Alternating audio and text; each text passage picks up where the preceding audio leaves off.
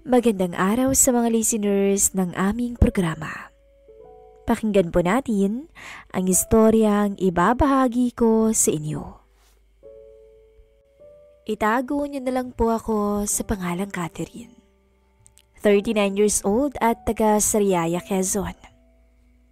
Ako po ay ilang taon ng kasal. Ang asawa ko po ay nagtatrabaho sa ibang bansa at may isa kaming anak na lalaki na kakagraduate lang ng kolehiyo, ilang buwan pa lamang ang nakakalipas. At nagtatrabaho na siya sa Maynila bilang isang arkitekto. Maaga akong nabuntis ng mister ko noon dahil masasabi kong pati ako ay nadala rin ng aking kuryosidad. Kaya maaga akong namulat at nagkaroon ng karanasan sa kama. Kaya naman ang resulta ay natigil ako sa aking pag-aaral at naging full-time housewife na lang. Yun yung time na hirap kami ng mister kong si Miguel sa buhay. Hanggang sa napilitan siyang mag-ibang bansa bago ko isilang ang dinadala kong sanggol. Matapos makahanap ng magandang trabaho ang mister ko ay doon palang unti-unting umangat ang buhay namin. Mga problema namin ay unti-unting naglaho. Nakapag-aral ang anak namin nang hindi kami namumroblema sa pera. Pero hindi ko lubos akalain na darating din pala sa buhay ko yung puntong matatakam ako sa ibang lalaki na hindi ko naman asawa. Na makakaya kong isuko ang tangal ko bilang babae sa kanya. Ang nakakahiya pa ay 18 years ang agwat ng edad naming dalawa. Malayong mas matanda ako sa kanya. Pero sana ay wag niyo muna akong husgahan kaagad. Wala naman sigurong perpektong tao.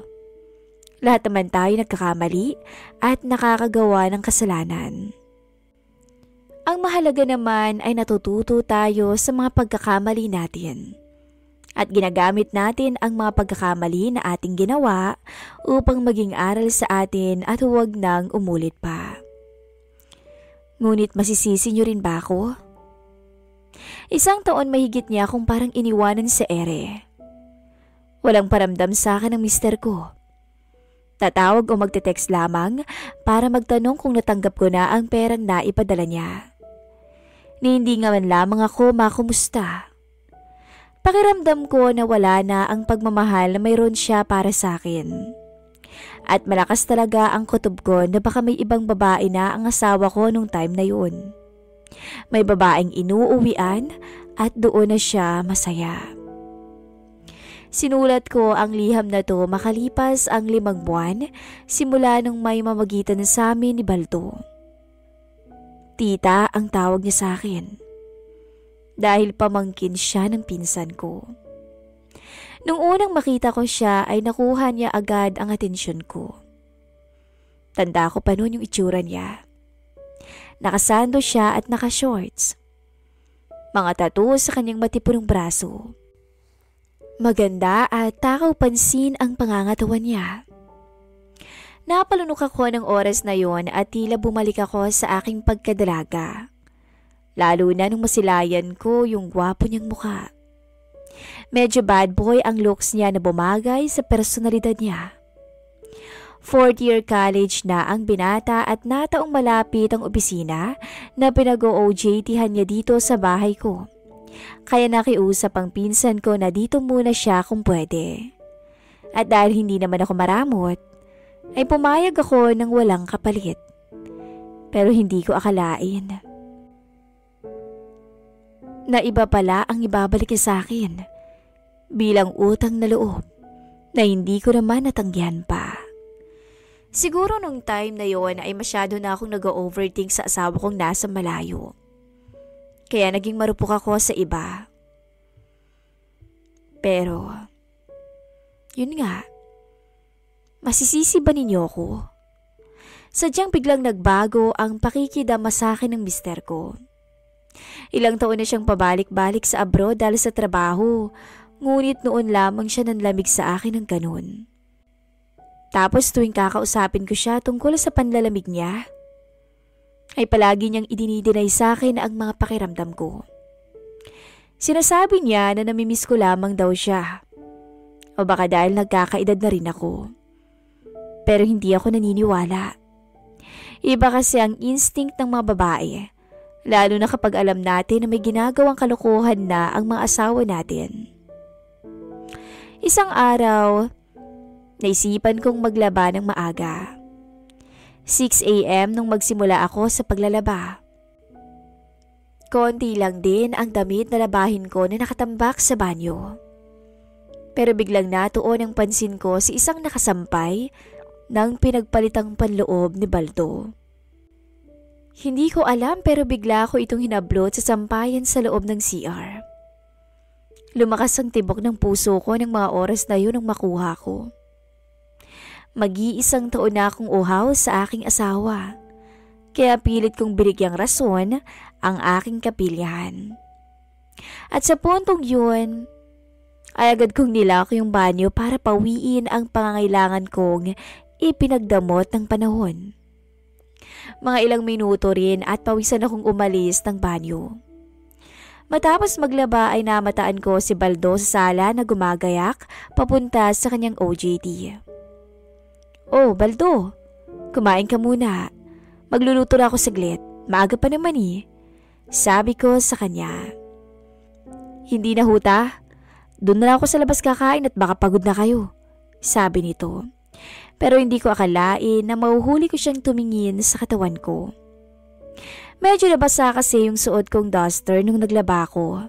Kaya siguro di rin maiwasan ng binata na mapasuliyap sa akin. Sa mga nagtatanong ng itsura ko, hindi pa naman ako yung typical na 39 years old ang itsura. Dahil mukha pa rin naman akong nasa 20. Slim type kasi ako. Katamtaman ang height ko at medyo malakas din ang appeal ko sa mga lalaki. "Naku, huwag na tita ang itawag mo sa akin. Kahit ate na lang, para naman akong sobrang tanda na yan."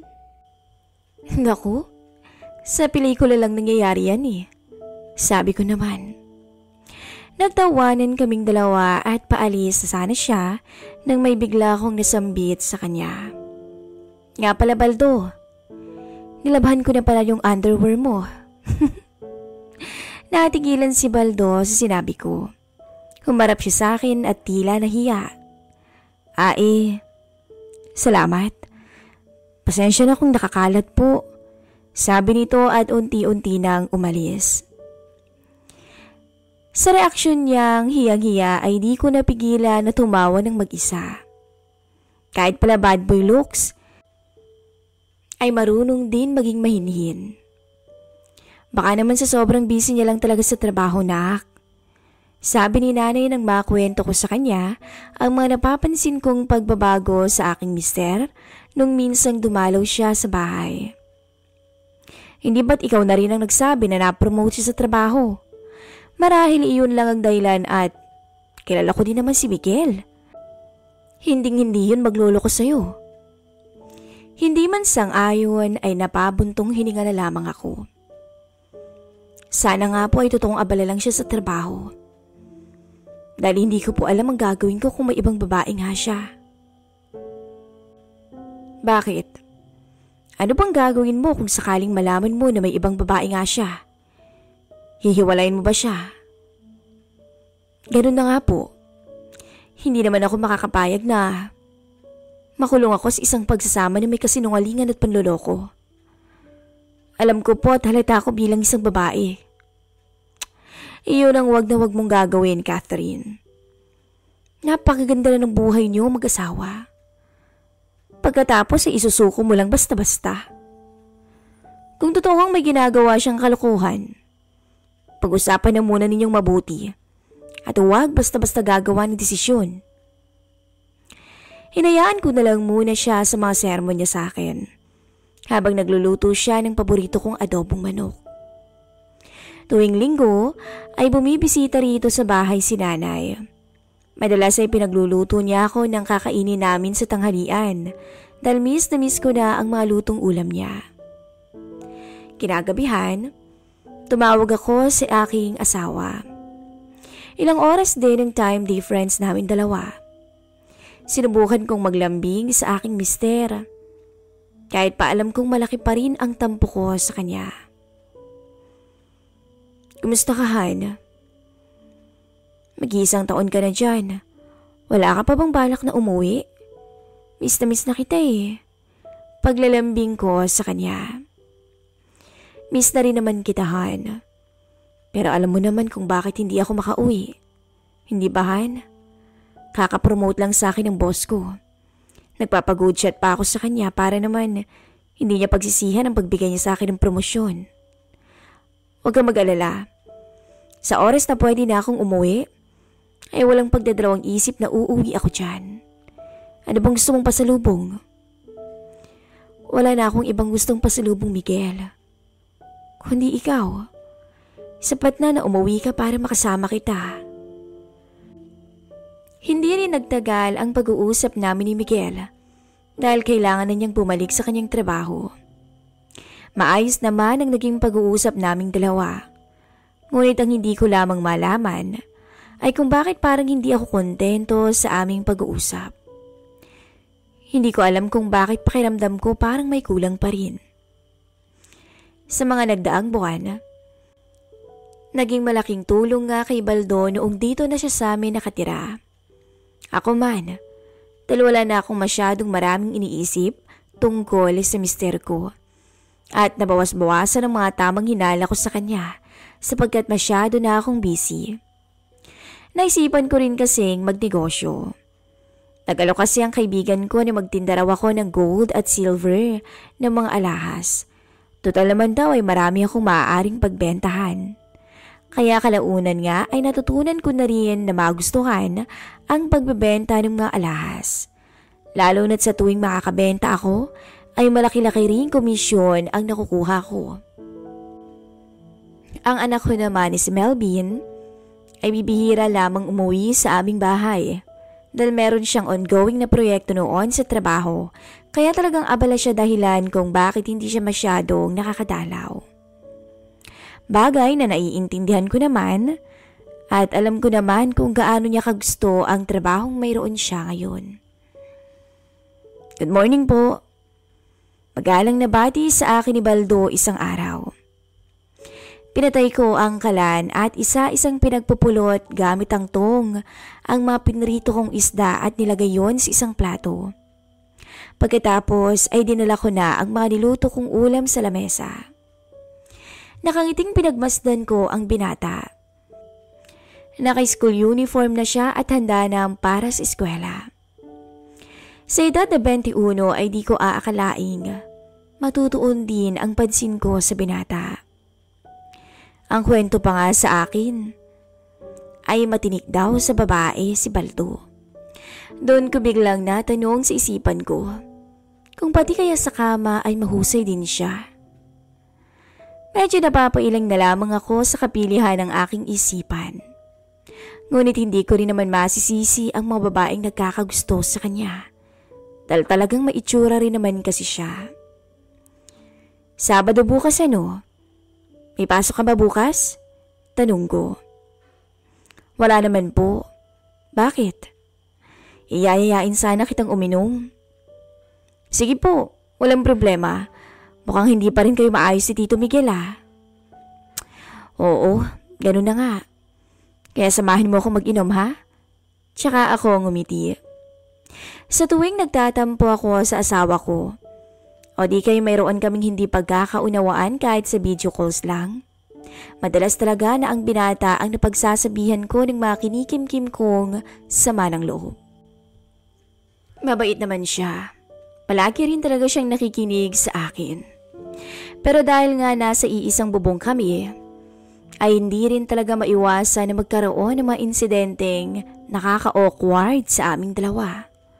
Katulad na lang nung minsang nag-shower ako ng gabi at nalimutan kong mag-lock ng pinto ng banyo kaya biglang naibukas yun ni Baldo. Akala niya walang tao. Gulat na gulat kami pareho noon habang hindi malaman ni Baldo ang gagawin. Doon ay unang nasilay ni Baldo ang lahat sa akin. Buti na lang at humingi siya ng pasyensya. Ilang buwan na rin siya sa bahay, kaya masasabi kong nakapagpalagayan ko na siya ng loob. Kinabukasan nga ay nagtulong na muna kami ni Baldo sa paglilinis. Medyo malawak din itong bahay, kaya naman inabot pa kami ng tanghalian bago natapos sa paglilinis. Umorder na lang ako sa isang food delivery rider nang makakain naming dalawa. Matapos noon, ay nagpasama naman ako sa binata sa pag-deliver ng mga alahas na order ng mga customers at kumari ko.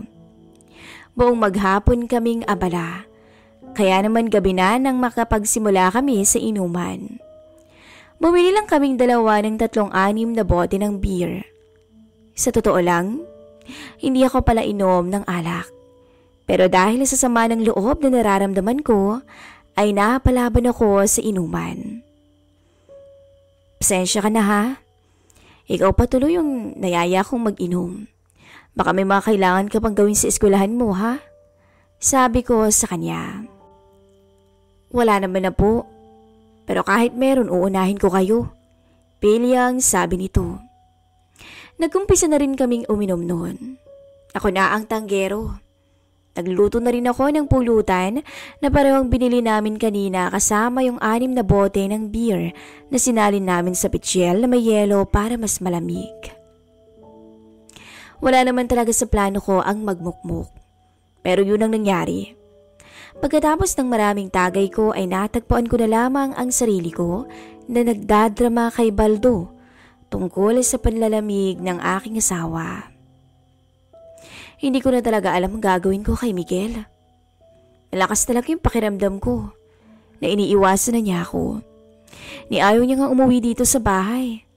Palagi niyang sinasabi sa akin na kailangan niyang magpa-good shot sa amo niya dahil kaka-promote lang sa kanya. Pero hindi ko alam kung bakit hindi ako naniniwala sa mga palusot niya. Pagdadrama ko. Halos maubos na namin ang beer na binili ko. Kaya medyo di na ako nahiya sa binata at feeling ko ay ganun din siya sa akin. Sayang naman kung lolokohin lang kayo ni Tito Miguel. Hindi ko alam pero sa ganda niyong yan, ako ang nangihinayang. Seryosong sabi nito sa akin. Hanggang sa namalayan ko na lang ang isang haplo sa aking bewang. Paglingon ko ay katabi ko na pala si Baldo. Teka Baldo, ang lapit mo na masyado sa akin iho. Naiilang na sabi ko. Pasensya ka na Catherine. Sana mapatawad mo ko.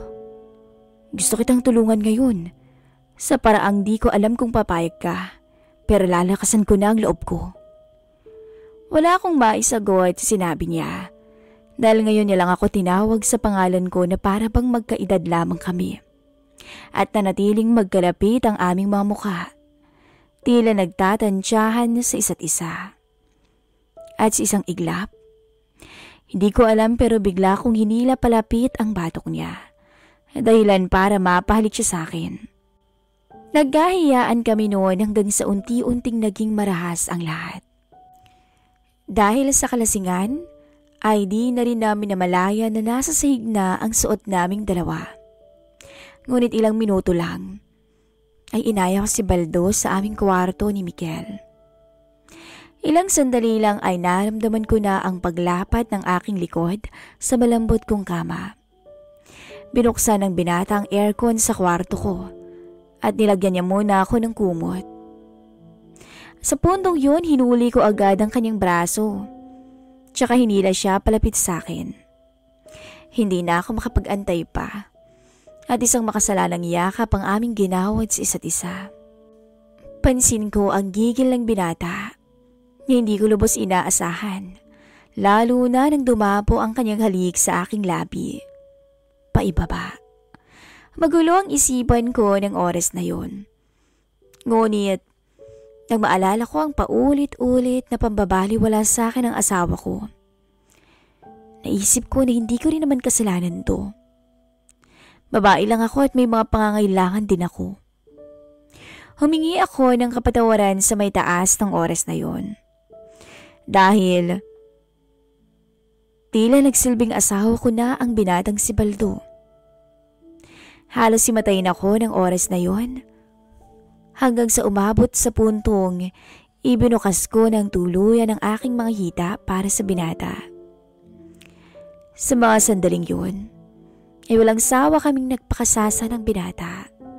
At doon ko napatunayan na nakakabaliw din talaga ang sinasabing bawal. Oo't malayo ang edad namin ni Baldo.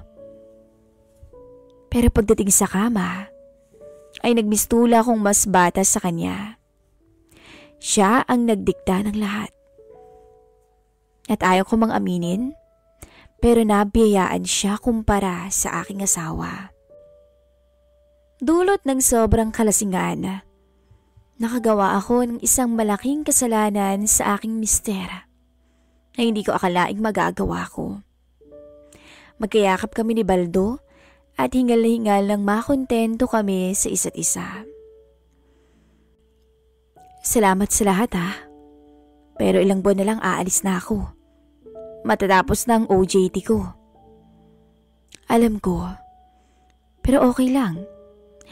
Alam naman nating mali ito, hindi ba? Siguro bukas, magsisisi ako sa namagitan sa atin. Kung ikaw magsisisi, ako hindi. Feeling ko kasi, gusto kita. Naku, lasing ka lang, iho.